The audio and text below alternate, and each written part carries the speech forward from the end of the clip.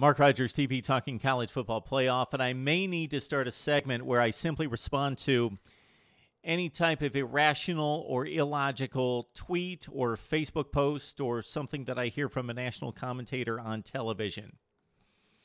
Okay, this is the line of thinking I came across this week from a national analyst. They first stated that the college football playoff is fine, even though we've got 4 spots and we've got 5 major conferences, not even considering the issue with Notre Dame or a second-best team in one of the major conferences. Okay, the math doesn't work, of course. 4 spots, 5 conferences. Okay, so they say the college football playoff is fine the way it is. It doesn't need to be expanded. Second line of thinking that they put together with that is that they don't want to see an undeserving champion reach the college football playoff from one of these conference championship games. They also stated that the Big 12 has the truest championship, which I actually agree with, but it doesn't make sense along this line of thinking. So we have enough spots with 4. We don't want to see an undeserving conference champion make the college football playoff. The Big 12 has the truest championship because everybody plays everybody, unlike the other conferences. And then they state that all this makes sense. And we just saw what happened last year. The truest champion, whether it be TCU or Baylor, missed out on the college football playoff. So the 4 spots are enough for the 5 major conferences. The Big 12 plays the truest championship. They don't want to see an undeserving champion reach the college football playoff. But look what happened in the very first year of the college football playoff. TCU and Baylor, pick your team. I would go with Baylor since they won the head-to-head and should be determined the Big 12 champion. Missed out on the college football playoff despite having the same exact record as 3 of the 4 participants in the college football playoff. Okay, let's dispel this undeserving championship garbage. Okay, right now in the NFL, we have 32 teams and 12 make the playoffs. That's well over 33% of the field. That's about 36% of the teams that play in the NFL make the postseason. In college football, we have 4 out of 125. 4 out of 125. If we increase that to 8, it's still 8 out of 125.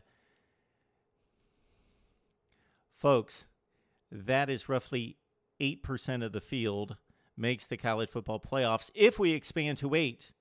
And even if we only consider the Power 5 conferences, that's 8 out of 66. That's roughly 12% of the field. 12% if we're only considering the Power 5 make it compared to 36% from the NFL. All right, I have never seen a Super Bowl game played and then the next morning somebody say, you know, that team won the Super Bowl, but they were an undeserving champion. We had the Baltimore Ravens as a 5 seed. The Pittsburgh Steelers as a 5 seed in the last 10 years. The New York Giants as a 6 seed. The Green Bay Packers as a 6 seed. Win the Super Bowl.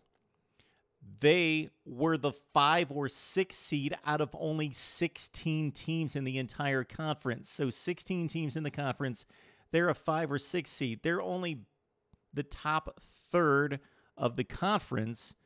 They're allowed to get the postseason. They win 3 consecutive games or 4 consecutive games, win the Super Bowl, and everyone's fine with that. They earned it. Okay.